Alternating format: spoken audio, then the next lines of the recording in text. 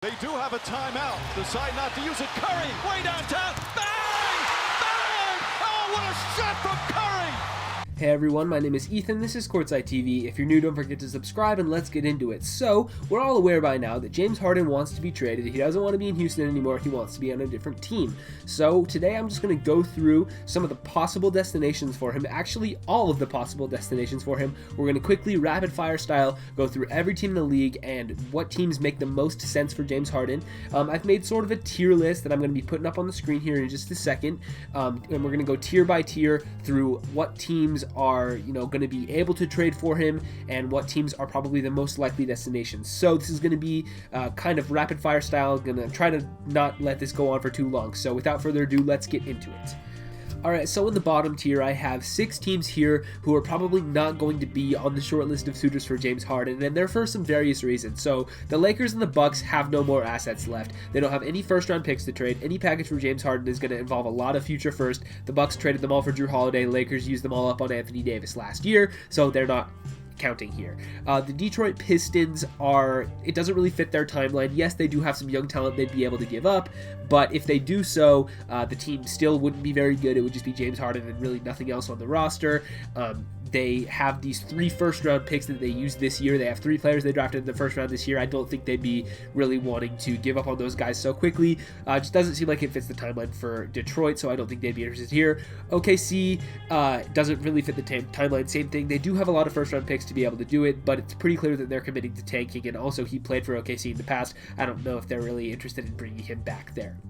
And then for Phoenix and Washington, simply because he kind of clashes with players that are there, right? They just traded Russell Westbrook to the Wizards.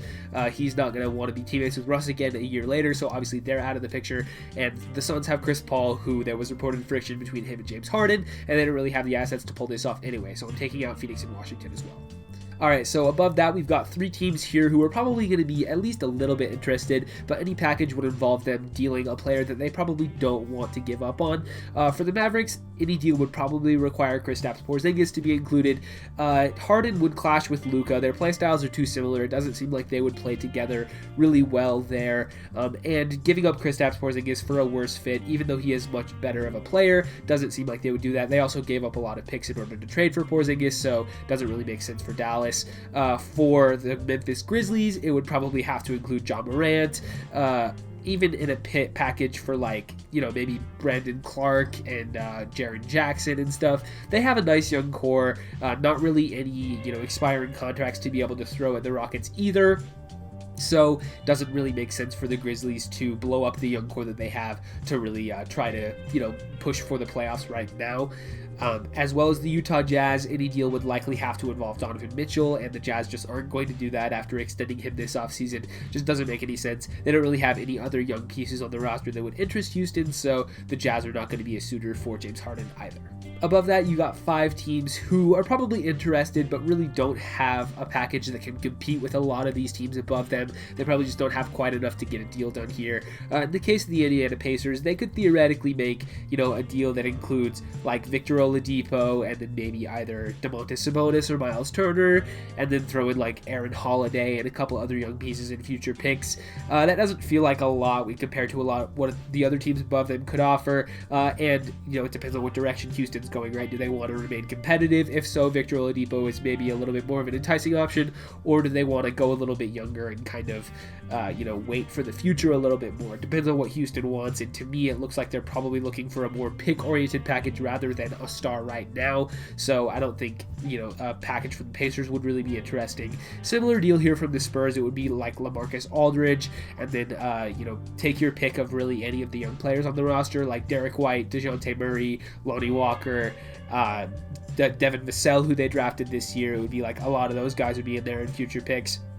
That's okay, but none of those young players are super duper exciting for Houston, so I wouldn't put them any higher than this. Similar deal also for the Orlando Magic. It would be Vucevic and Cole Anthony, maybe Mo Bamba, Chuma Okeke, who they drafted last year and hasn't played yet. There's some reasonably exciting young players in that package, but none of them are really star material, so that's nothing to really look at if you're the Rockets, unless you really like Vucevic, which whatever. And then for Portland, it's a similar deal to the Spurs here. It would be CJ McCollum to match salary to go along with maybe like Anthony Simons and like Nazir Little, Zach Collins, Gary Trent, kind of similar to these previous teams. None of those pieces are super exciting, so doesn't really make much sense for the Rockets to look there. And then for the LA Clippers, we know that they're looking to improve what they have, improve their roster. A deal, theoretically they could get this done without Paul George. They could, try to send out matching salary by cobbling together like Patrick Beverley, Lou Williams, Zubats, a couple other guys to really fill that. Or maybe it's Paul George and picks, or maybe it's, the poo-poo platter of whatever else. It's like I said, it's okay. There's really no young star here that the Rockets would get excited about, unless it's a Paul George for James Harden swap. There's not really going to be anything going on here, and so unless Houston is really interested in Paul George for whatever reason, which I guess there could be something to do there, but even then the Clippers don't really have any future picks to give up to back to Houston because they traded them all for Paul George. So doesn't really look like there's much here if the Rockets are looking for a lot of picks, and it looks like they are. Alright, so above that, you've got some teams where the package is starting to look a little better. It's starting to make a little bit more sense. These are, teams that could realistically throw out a pretty competitive offer, but there's teams above them that I think would make a little bit more sense. So, these are not the best of the best, but we're getting there, right?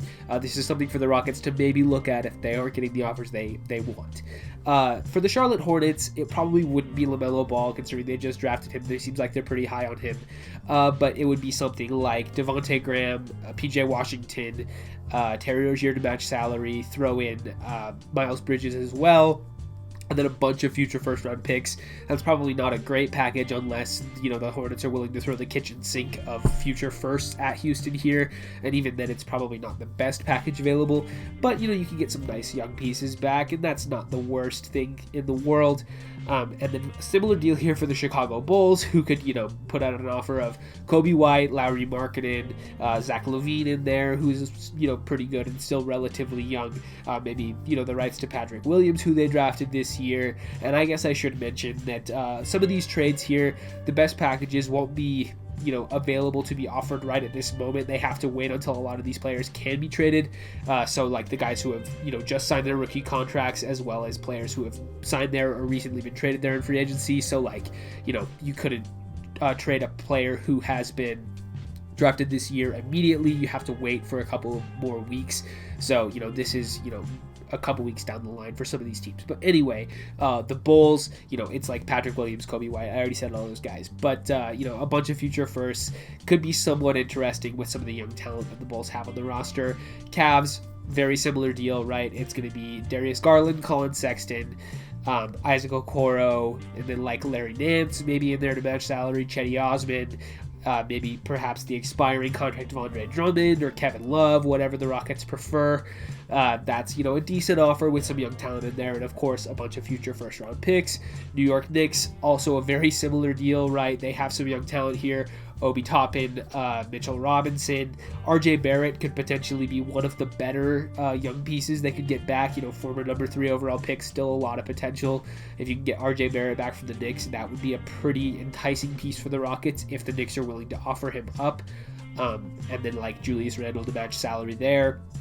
Atlanta Hawks is a little bit different because this team is looking to compete next year. Obviously, they would have to wait because any package here would involve either like Gallinari or Bogdanovich, and then like Onyeka Okongwu and John Collins. So, that's an interesting package there. It wouldn't be Trae Young. They're not going to be trading Trae Young for James Harden, so, it's bringing him in to pair with Harden. But, that's kind of interesting. Throw a bunch of future first-round picks along with some young talent, Bogdanovich and John Collins. That's not a bad package there.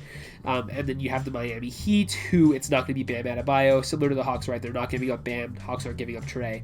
But for the Heat, it's going to be a package like Tyler Hero, like maybe Duncan Robinson, Kendrick Nunn, and then like Andre Iguodala, Goran Dragic, Myers Leonard to match the salary there. that's an interesting package as well for the Rockets.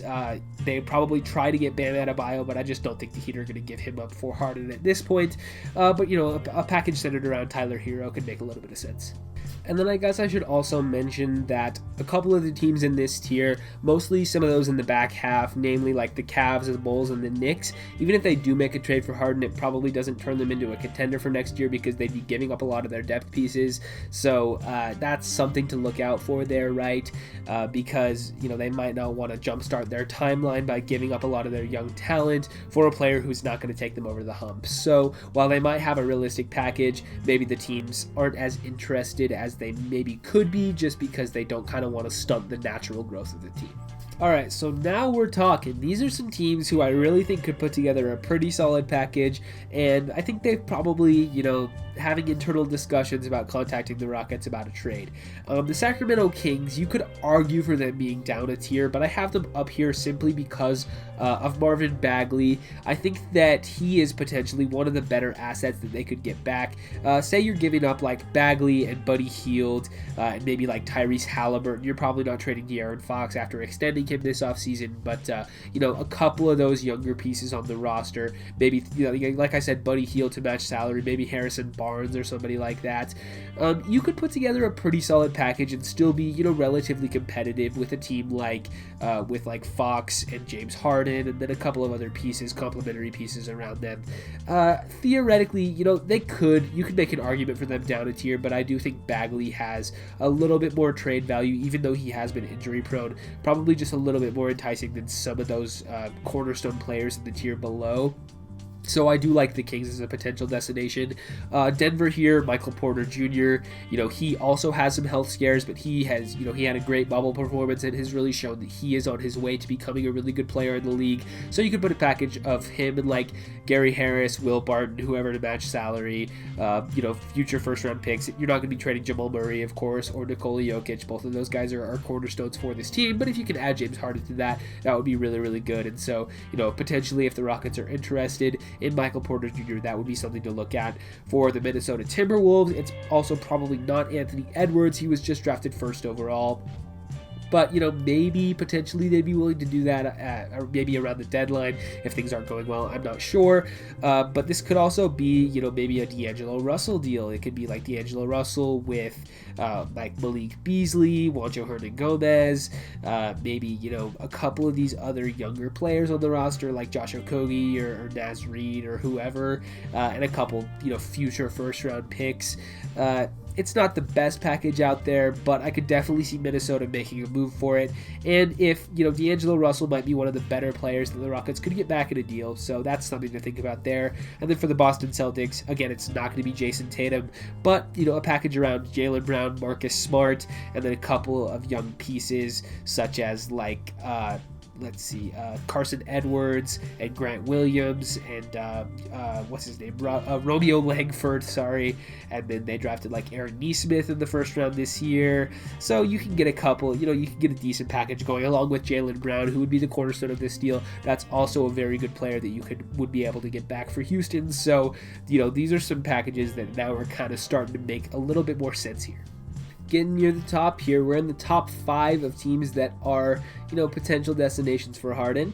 We've got the New Orleans Pelicans here, who, are they willing to throw in Brandon Ingram is the biggest question, because if they are, that's a really, really good deal. You can make a deal with Brandon Ingram and Lonzo Ball, Josh Hart, and they just got a bunch of future first-round picks back from the Bucks for Jrue Holiday. Also have a ton left over from the Lakers for Anthony Davis, as well as a bunch of their own future firsts. So, they could throw a lot of first-round picks here, along with Brandon Ingram. That might be one of the best packages available. If they're willing to go all in for James Harden, I'm definitely keeping my eye on the Pelicans as a potential destination, just because they can really beat everybody's offer if they're willing to. We're not sure if they are yet, right? Do they want to, try to jumpstart this team and put James Harden next to Zion immediately? That's, that could be pretty risky, but we'll have to see if they want to do it. For the Toronto Raptors, are they willing to put in Pascal Siakam? Because that's also a very good player that the Rockets would be able to get back. If it's a deal like Siakam and like OG Anunoby and a bunch of future firsts, that's looking pretty good if I'm the Rockets right there. Or maybe it's Fred VanVleet. Even him along with Anunoby would be a pretty solid deal. Or maybe it's the expiring contract of Kyle Lowry if the Rockets want to get off of money, right? You could throw in Kyle Lowry and a bunch of picks, and then like maybe some younger talent as well. So the Raptors have a really good package if they're willing to go there too. If they want to throw in Siakam or VanVleet or future picks, this does eat up some of their cap space for next summer, because we know they're going for Giannis. If they trade for Harden, they probably won't have max money next summer anymore. So that's something to consider, as well as that's a lot to give up, right? A young star and Siakam. I don't know if they're willing to go there though. That's a really solid package. And then also for the Golden State Warriors, it's going to be either Andrew Wiggins or Draymond Green to match the salary, whichever one the Rockets prefer. It's probably Wiggins just because he's younger, has 1 year less on his deal. So I think if I was Houston, I'd prefer getting Wiggins back, and then James Wiseman, who would be the young franchise cornerstone player that they're looking for if the Rockets view him that way, along with like Eric Paschall, Jordan Poole, and then next year's Timberwolves pick from the Warriors, which should be pretty valuable, and then a bunch of other future firsts to go along with that stable of young talent. That's a pretty competitive package as well. Don't know if the Warriors were going to go there. They had rumored interest, and then today we got a report that they're not interested anymore. Who knows what's going on there. But if they're willing to, give up that future Minnesota pick, James Wiseman, with, Andrew Wiggins to match that salary, that's also a pretty solid package. So now we're down to the two teams who have definitely had interest in James Harden, and they are the two that we know are on his list of preferred destinations. First, leading off with the 76ers. The thing about these two teams here is neither of them really has the best package available if every team is giving up their best offer. If I had to make, my opinion on who probably has the best package, it's New Orleans if they're willing to give up a lot of picks in Brandon Ingram. So, if none of these other teams come with their best offer, the Rockets might have to settle, and that's when it comes to with Philly or Brooklyn, right? So Philly, unless it's Ben Simmons, which it doesn't look like it is right now, it seems like they're content to keep that Simmons and Embiid pairing together. And we know that like Daryl Morey has that history with James Harden. Of course, they were together in Houston for a long time, and Daryl Morey really loves James Harden as a player. We know that to be true. So, is he willing to give up Ben Simmons to get his guy, or does he want to, try to ride it out with this new roster he has? And if it's not Ben Simmons, then the package looks like, Matisse Thybulle and Tyrese Maxey, who they picked in the first round this year, bunch of future first round picks to go along with like Tobias Harris to match salary, but that contract is pretty bad, so that might be a negative asset in itself, and I don't believe they can match salary any other way. So it's kind of tough when you're looking at some of these Brooklyn deals, and then some of those Philly deals, and then for Brooklyn, it's, we know what this package looks like. It's going to be like Karis LeVert, Spencer Dinwiddie, Taurean Prince, Jarrett Allen, and then like Rodions Kurucs, and like, whoever they have drafted this year. I think they traded their pick for Landry Shamet, and then maybe like a couple of their second round picks, and then like a bunch of future firsts, of course. It depends on how the Rockets view Karis LeVert. Is he, that franchise guy, or, is that just not as good of a package to them as, Philly might give, or Toronto, or Golden State, or New Orleans? It's kind of tough here, but we know that he does want to go to Brooklyn. So if Harden just says, hey, I'm not going to play for any team other than Brooklyn or Philly, then I guess Brooklyn has the better package if the Sixers don't give up Ben Simmons, but it's kind of tough with these two teams. It's just a weird scenario overall, where we know where Harden wants to go, but we don't know if either of those two teams are actually going to be able to make a play for him. So it's just kind of interesting. We'll have to see what happens. So that's my list. Let me know what you guys agreed with and didn't agree with down in the comments below. Remember that this is just my opinion, just what I think on potential trades and certain teams and James Harden himself as a player, just what I think about it, right? So if you disagree, let me know in the comments below. If you're new, don't forget to subscribe, leave a like, ring the bell if you want to, all of that, and I will see you guys in the next one.